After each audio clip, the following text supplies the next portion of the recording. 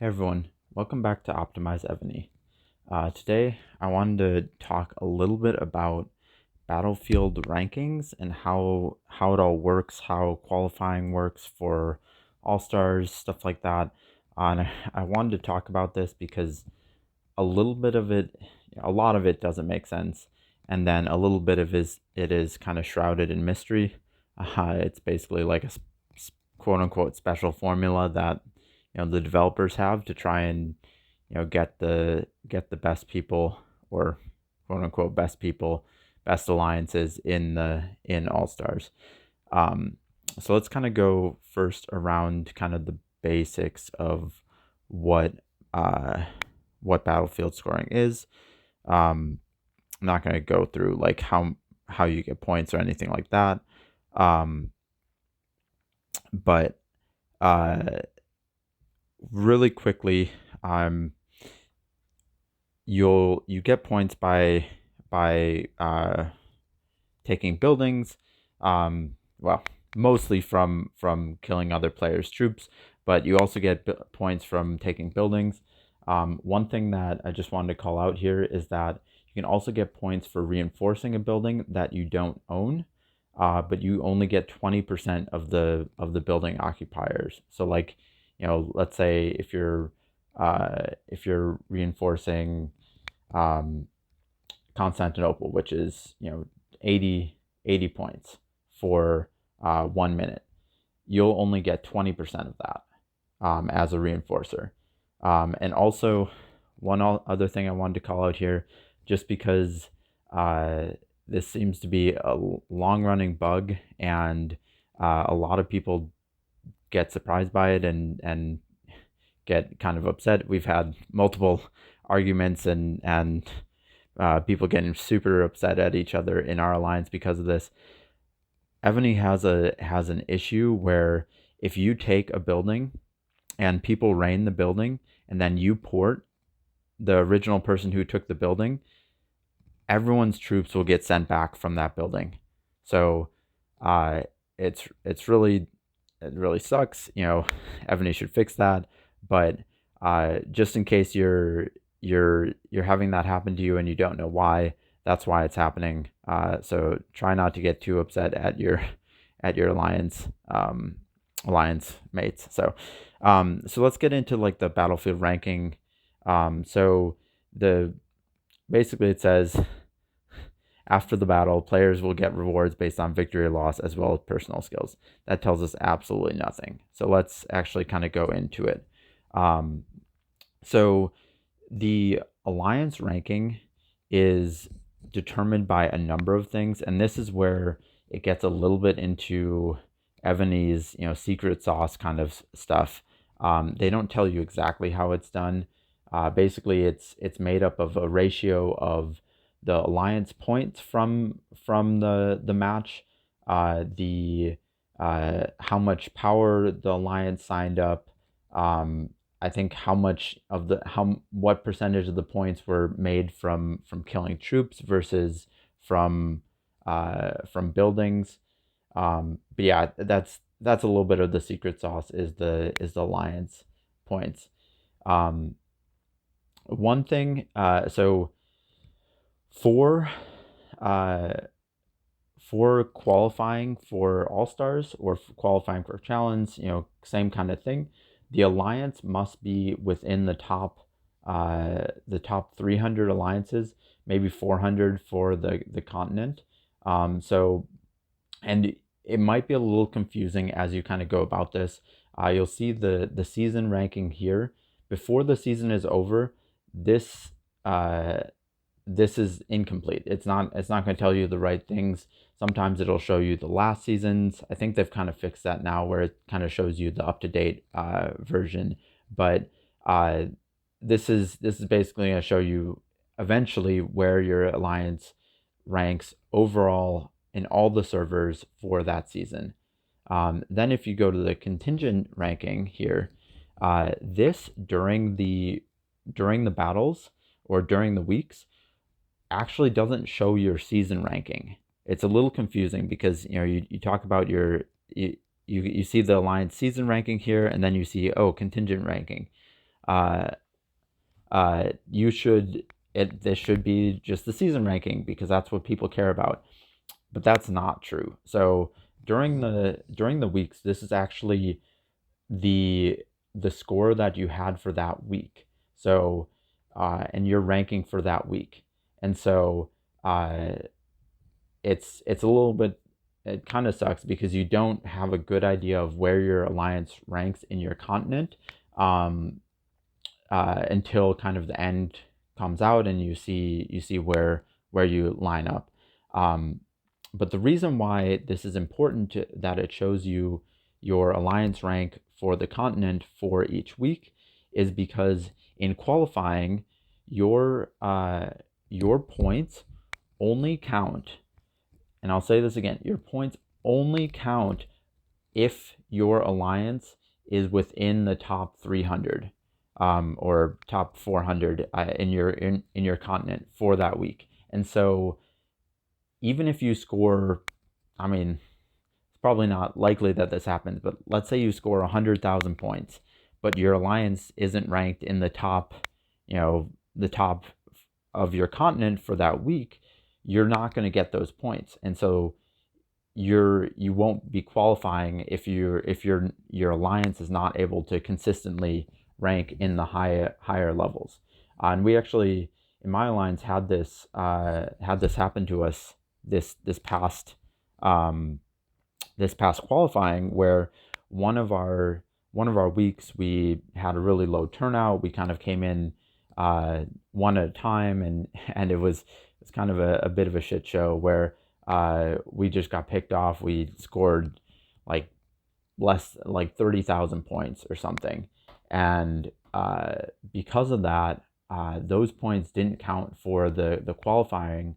And we had a couple people that actually scored okay during that round, and if they had that round counted towards their total, would have made All Stars, but unfortunately did not.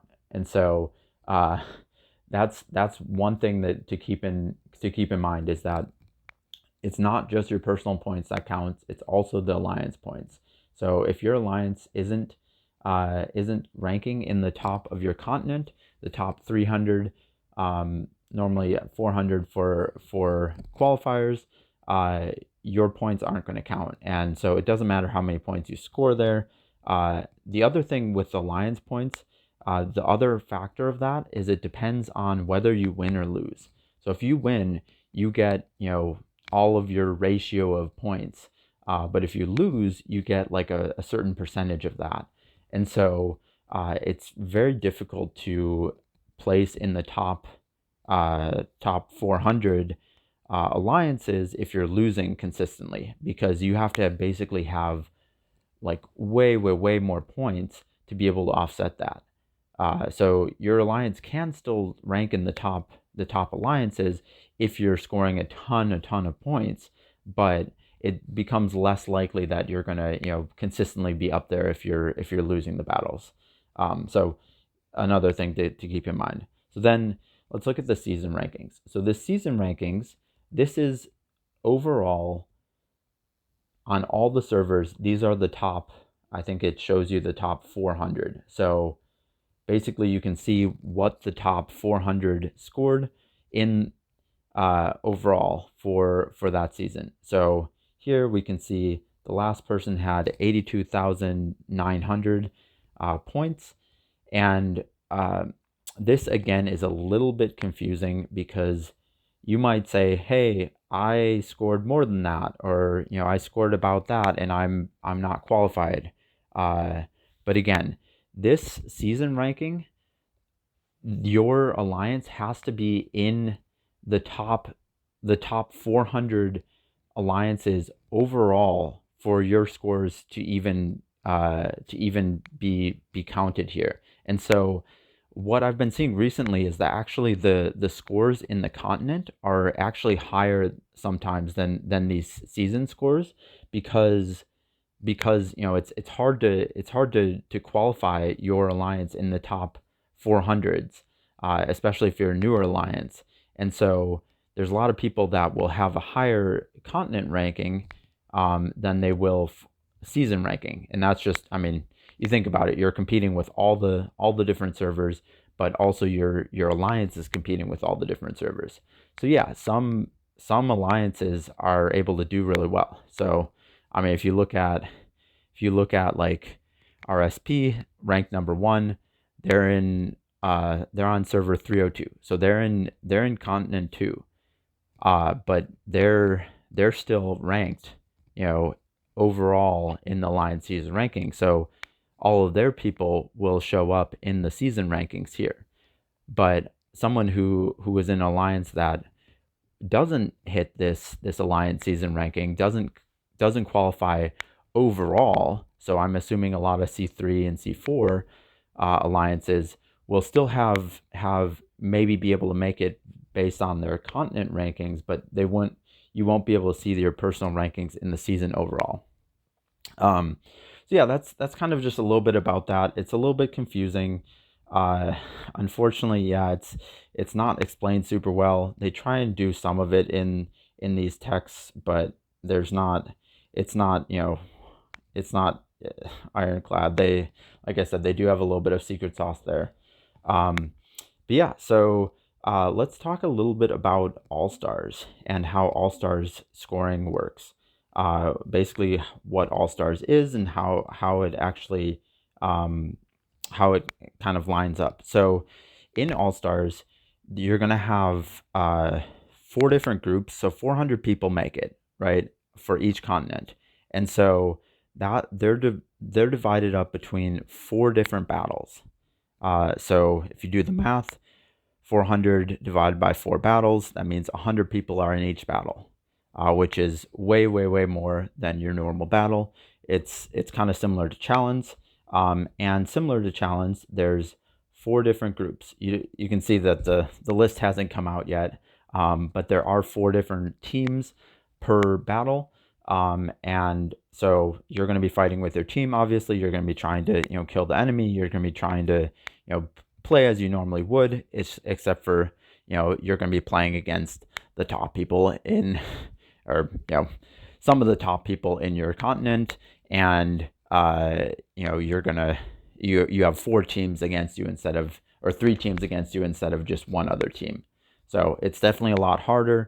It's very fast. You gotta speed into every rally. You need to speed every reinforcement. You need to speed back from rallies, because in this day and age where people are sending 50 million plus rallies, pretty much everyone wants support away from rallies because they're just brutal to take. You saw last All Stars, if you've been playing for a while, you saw that that one of the teams zeroed Sir Philip, which is, he's kind of known as I think he might still be the biggest power keep, and definitely just mega coiner. I think he was at like above 50 billion at the time, but they were able to zero him. He did get locked out of his account. He probably would not have been zeroed if that didn't happen. But I'm just saying, like, no one's safe in this day and age. So a lot of people are porting away. So because of that, you want to speed back from the rallies as well. You don't want to slow march back, because by the time they set on you and you get your troops back, you're going to be zeroed. But let's actually look at the battlefield scoring. So the battlefield scoring basically is quite a bit different from a lot of the other scoring, because it's less about personal achievements and more about the team. So you want to basically obviously place as highly as possible. Let's look at the rewards. You obviously want to get the rewards that you can, and some of the big rewards are, let's look at the total ranking rewards. Obviously, the top things are amazing, but kind of the big cutoffs are 200. If you're below 200, you get the miraculous dragon egg, so that allows you to unlock Layden, Amaterasu, and the Kokian dragon. So that's kind of a big cutoff. And then underneath 100 is the castle. So the special decoration that gives you buffs and stuff like that, you get that. So those are kind of the main cutoffs that people want. I will say that, okay, there's one more. There's the march speed, or the not march decoration that's unique to only the first 15.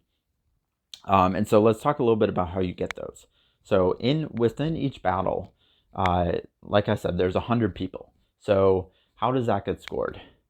Basically, within each battle, there will be, first place team, second place team, third place team, and fourth place team.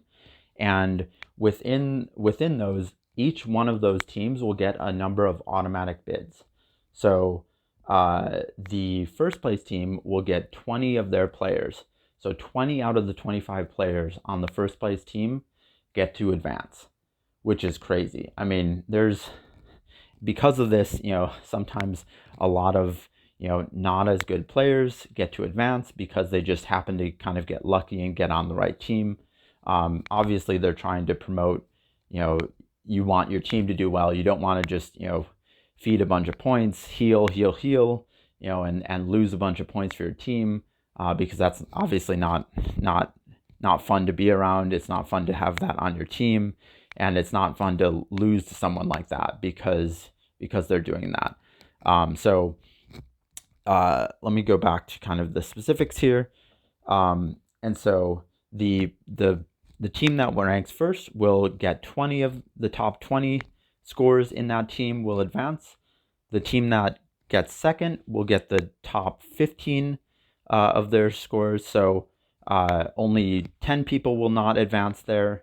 The third team will get 5 automatic bids, and then the fourth team gets none. So basically how this works out is that those are the automatic bids, and then there's basically the top remaining scores will also go. So up to 50. So basically half the people go from every battle. And so basically, so like I said, 20, 15, and 5. So if you do the math, that's 40 people that go, which means that there's 10 more people that go based on their scores alone.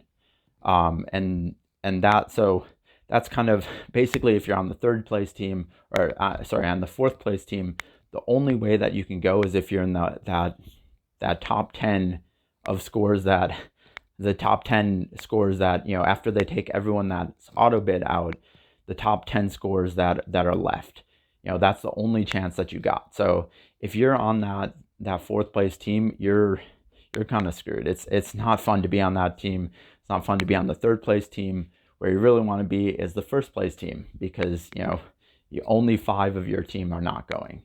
The second place team, only 10 aren't going. So that's kind of what you want to look for. I mean, you obviously want to play well as a team. You want to have good strategy so that you can get to those first and second places, so that you can advance as many people. Yeah, let's talk a little bit about. So then, basically. There's 4 different battles. 50 people will advance from each battle. So that means basically, if you make the semifinals, you get that dragon egg. You get the ability to unlock one of those dragons. So for those that are looking for that, that's pretty much the first main reason to do All Stars, is those dragons are very powerful. Definitely helps unlock your game in a different way. And also, they recently released those decorations for having 3 dragons that were level 12, and then 6 dragons that were level 15. And so the only way that you can get 6 dragons is by getting one in All Stars, 1 or more in All Stars. And so that definitely unlocks that ability too. That's kind of a long ways off for a lot of people, but it is good to have those dragons and start working on that. So then basically it's the same scoring, the same rules. 50 people will be promoted from each semifinal, and then that'll bring us to the finals.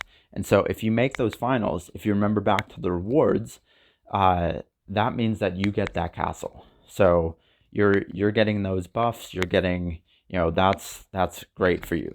But then the final, you play the final out. The final tends to not be quite as intense, in my opinion, because there's a lot less to fight for, unless you're going for like the top 15 spots just to get that decoration, and it's mostly prestige. You get, if you're number one overall, if your team wins and you're the top monarch on that team, the top score on that team, you get your picture here for for until the next All-Stars. So it's kind of cool. It's mostly just a prestige thing.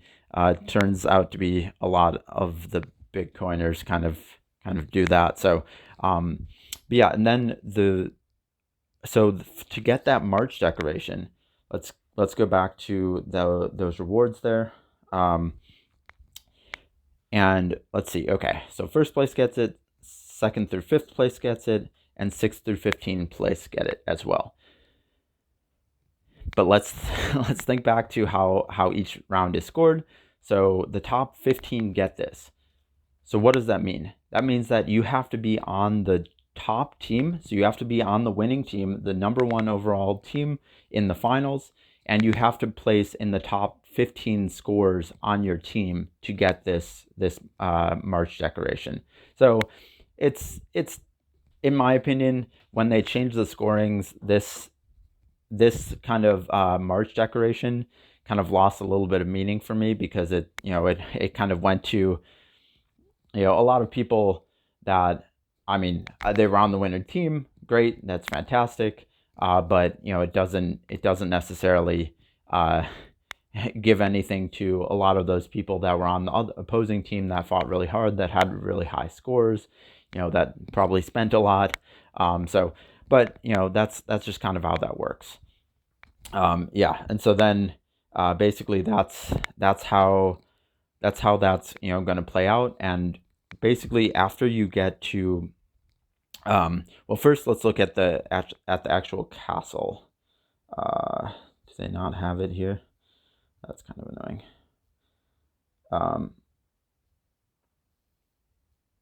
So they don't have the buffs here, unfortunately. But let me pull it up. Let's look at the decoration. So this is going to be in the champion. That's where all the All-Stars ones are. So we can look at the chambered castle here, and you can own to activate minus 5% enemy troop attack. That's great, especially with the buffs increasing. Any attack debuff is great for you.